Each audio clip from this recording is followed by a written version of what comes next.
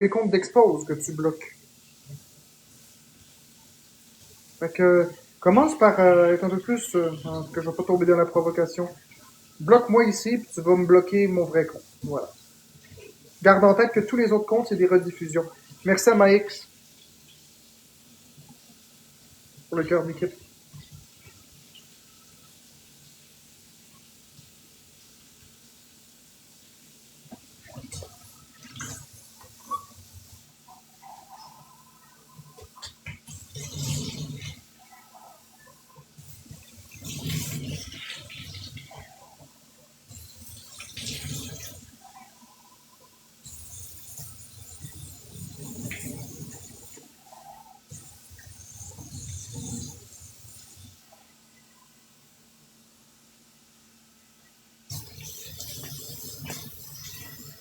Merci au Cœur pour le cœur d'équipe, c'est gentil.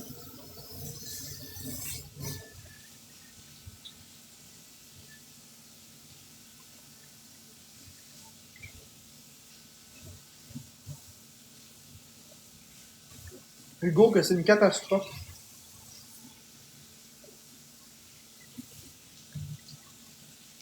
Une catastrophe pour l'industrie.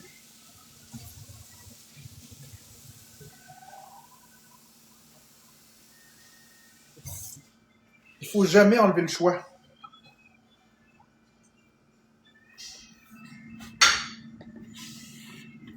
Le domaine des jeux vidéo, c'est pas comme le domaine de la musique.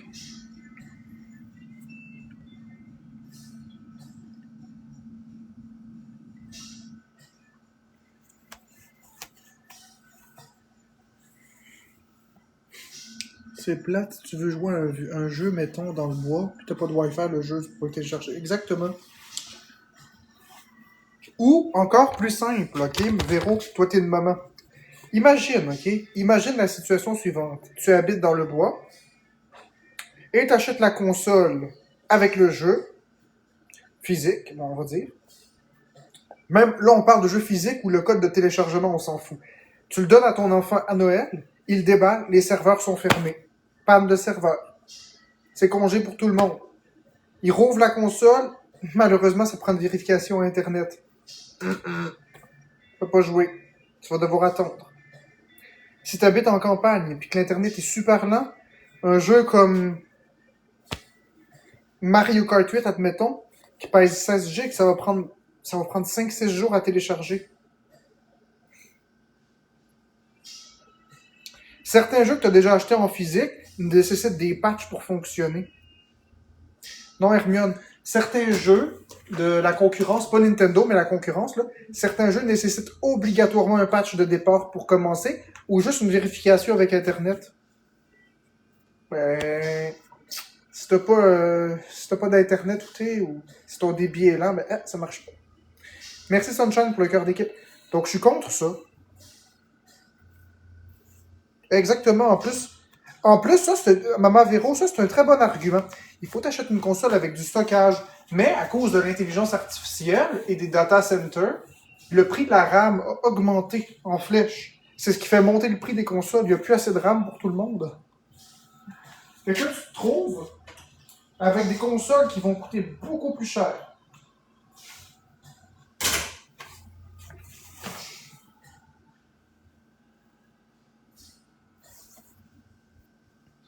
Ouais, Hermine, tu as la possibilité de les avoir physiques, mais comme tu les as téléchargés, tu les as pas physiquement. Le gars pas dedans, ça, l'histoire du monopole des prix, j'achète pas. Parce qu'il devrait y avoir des régulations pour les stores en ligne. Ils pourraient être forcés à ouvrir un peu comme l'Apple Store en Europe. Sur les iPhones, il n'y a plus que l'Apple Store, tu peux avoir d'autres magasins. Donc ça peut se négocier.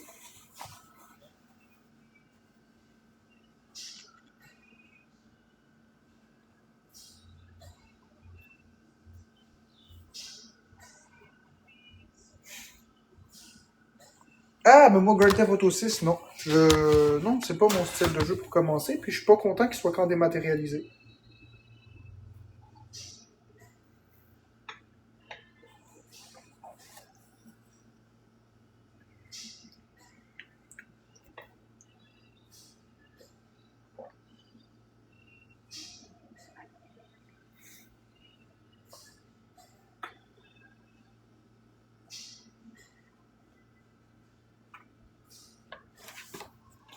C'est ça, ça vaut pas la peine au niveau du prix. Hermione, ça se doit être parce que tu joues à des jeux sur Nintendo. Ben oui, j'imagine comment il va être lourd. Ça va être au moins du 2, 3, 400 gigs. Minimum. Une PS5, ça dépend du style de jeu. Si tu joues à des jeux 2 dimensions, des petits jeux indépendants, ça peut le faire.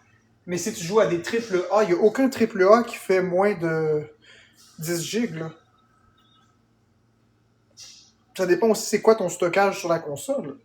Quel est ton espace de stockage? Excuse-moi, j'ai raté en même temps. Ouais, un PUBG, c'est le plus lourd que t'as dit. Les autres, c'est des petits jeux ridicules.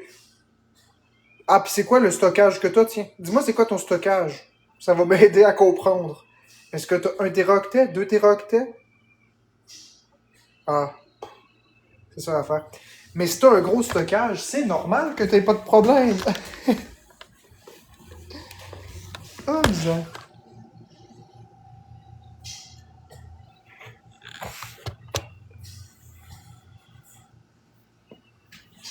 J'ai le plus élevé des stockages, mais c'est ça. Alors à ce moment-là, toi, tu peux te permettre de voir venir, là. Tu peux, un jeu de 30, 40, 50 gigs, c'est pas grave. Mais pour quelqu'un qui a la console de base la moins chère avec 256 gigs de stockage, mettons, ben, c'est pas beaucoup 256 gigs. 6 jeux, même pas, puis pouf, le stockage est plein. En toute honnêteté, on y perd au change. Puis en plus, tu peux même pas revendre tes jeux. Puis est-ce que vous avez vu la nouvelle sur l'article 23 du PlayStation Store qui a été instauré? Désormais, écoutez bien, tous les joueurs PlayStation, écoutez-moi. Oh là! À partir de maintenant, à partir d'immédiatement, mise en vigueur du nouveau programme avec le nouveau règlement de la politique 23.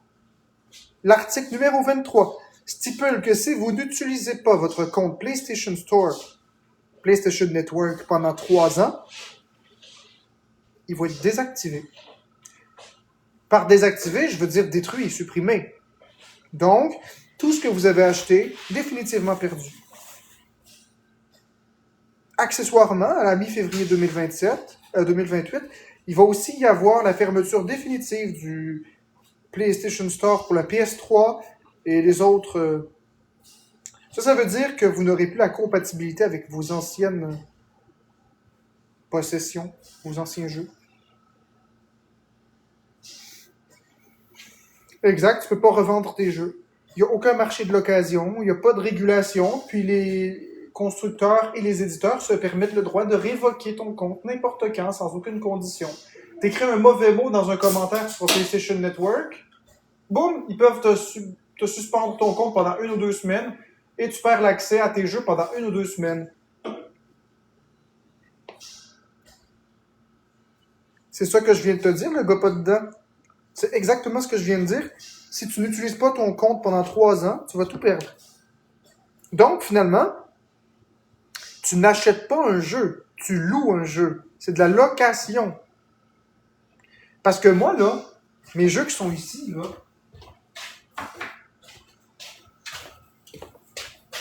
ils sont à moi. Même si je m'en vais en prison pendant 10 ans, quand je vais sortir de prison, ils sont encore bien, là. Imaginons que tu tombes dans le coma pendant 5 ans, ce que je vous souhaite pas. C'est même pas de ta faute. Tu sors du coma, tu es déjà déboussolé, tu viens de perdre 5 ans de ta vie, tu t'en retrouves chez vous péniblement, tu rouvres ta console, et voilà, terminé, plus de jeu. Salut, Lucas. La raison, inactivité. T'appelles le service après-vente de Sony, ils peuvent rien faire.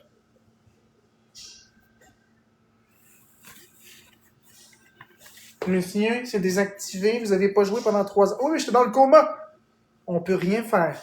Vous pouvez reconstruire un compte et racheter ce que vous aviez si c'est encore disponible. Ah oui, Sony ont aussi supprimé des centaines de films. Vous saviez les films que vous aviez achetés? Ils ont perdu les droits. Ce qui fait qu'ils ont retiré les films du marché, ce qui est compréhensible, mais de vos téléchargements aussi. Ce qui veut donc dire que vous ne pouvez plus écouter des films qui sont dans votre console, que vous avez légalement achetés. Vous les avez payés, vous les avez pas loués. Exactement, Véro. Mais en fait, non, le jeu t'appartiendra jamais. Puis ça, il faut comprendre que ces jeux-là ne m'appartiennent pas. Ça ne m'appartient pas, OK? On va démystifier le plus grand mythe. OK? Je vais fermer les commentaires. Je vais vous expliquer quelque chose parce que je pense qu'il y a besoin d'expliquer les choses un petit peu. Il y a beaucoup de gens qui disent « Oui, mais là, le jeu m'appartient, il est à moi. En dématérialisé, c'est à moi aussi. » Non, c'est pas vrai. Ça ne vous appartient pas. Ce qui vous appartient quand vous achetez un jeu comme ça, c'est une licence. La même chose qu'en numérique. Vous avez une licence. Sauf que la différence, c'est que la licence dans le téléphone, dans la console, elle est numérique, elle est dématérialisée. Ils peuvent la retirer quand ils veulent. Donc, à leur bon vouloir. Ça ici, là-dedans, tu as acheté ça. Tu as acheté le bout de plastique avec le métal. Ça t'appartient. La pochette t'appartient.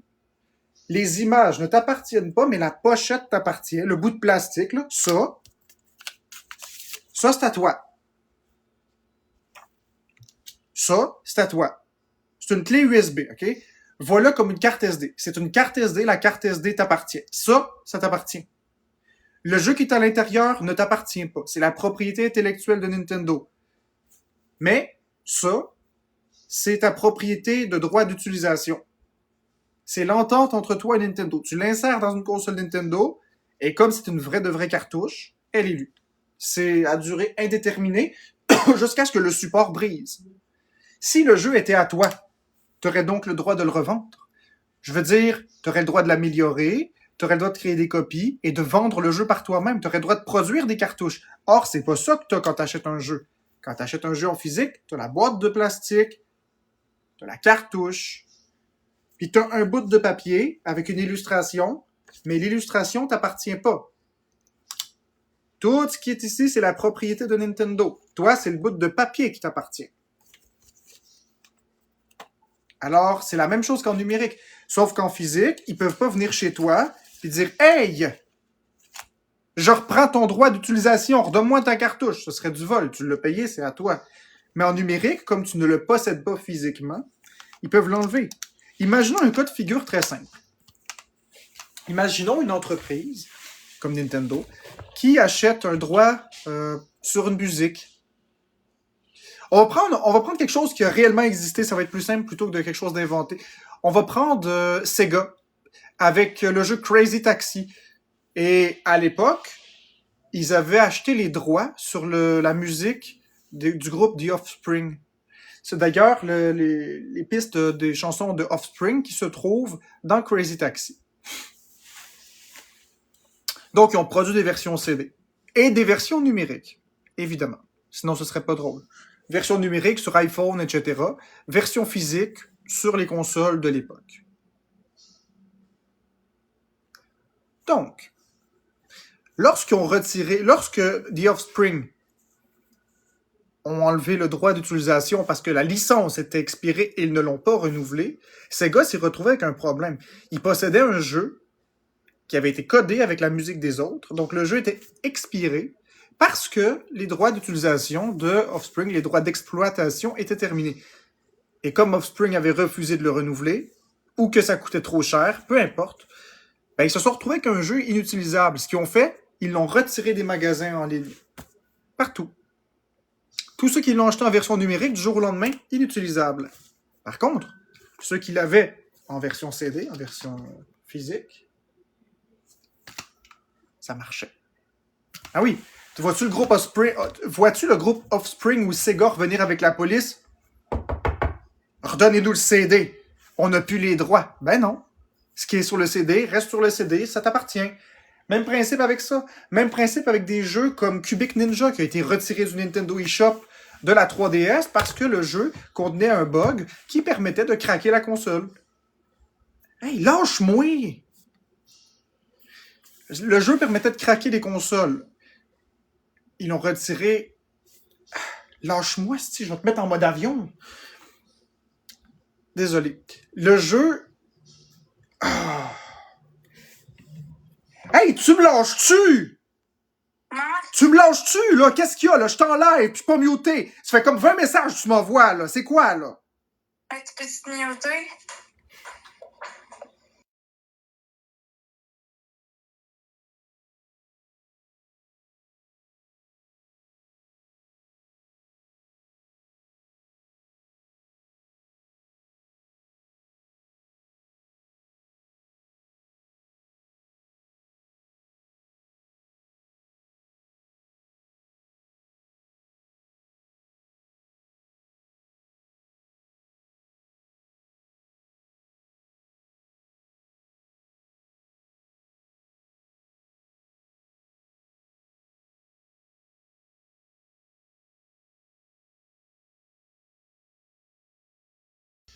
Je m'excuse, me faire déranger comme ça pour des stupidités, là, des textos sans arrêt qui arrêtent pas, là, je déteste ça. Ding, ding, ding, ding, ding, ding, ding, ding, ding. Bon, désolé. Je disais que Cubic Ninja sur Nintendo 3DS, en version dématérialisée, permettait, la version physique aussi, permettait de craquer la Nintendo 3DS. Et lorsque ils se sont rendus compte de ça, Nintendo, ils ont retiré le jeu de la vente du Nintendo eShop. Mais toutes les cartouches qui avaient été produites, ils ne pouvaient pas venir les rechercher physiquement. Donc, la version physique va toujours primer. Mais vous n'achetez pas un jeu. Vous achetez une licence d'utilisation. Vous achetez le support physique. C'est tout. C'est aussi simple que ça.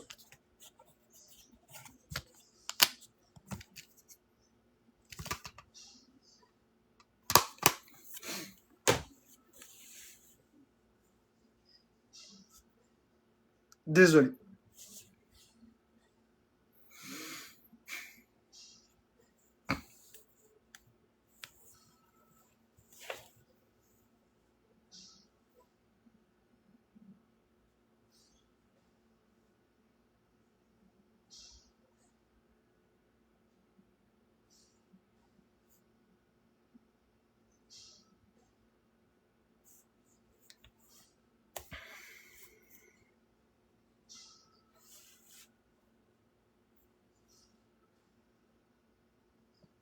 Merci. Mais non, mais tu sais, à m'amener, là. Ce serait n'importe qui, ce serait la même réaction que j'aurais eue. C'est, je suis en train de parler, je suis occupé, puis bing, bing, bing, bing, bing, bing, bing, bing, bing, bing, bing, bing, bing, bing, bing, bing. À m'amener, lâche-moi. À chaque fois qu'elle m'envoie un texto, là, ça fait bzzz. Ça fait ça sur ma montre. Ça fait ça, donc ça me fait ça fait ding sur mon téléphone, j'ai la bannière qui apparaît là, puis ça vibre mon troisième téléphone. C'est de la surstimulation. Bzz, ding, ding, ding, bzz, ding, ding, ding, ding, bzz, ding, ding, ding, ding, lumière, bzz, ding, ding, ding, lumière. On a amené, c'est assez, là. Non, on se croirait à Noël devant un sapin. Ou quelqu'un qui est là. Allô? Allô? Voyons, là. Je t'avais la pitch au bout de mes bras. La montre. Oui, c'est assez intense. T'as-tu déjà vu une Apple Watch? Ça vibre quand t'as une notification puis ça arrête pas. Bzz, bzz, bzz. C'est pas le en plein live qui me dérange. C'est pas le live qui me dérange. C'est le fait d'être harcelé. Point.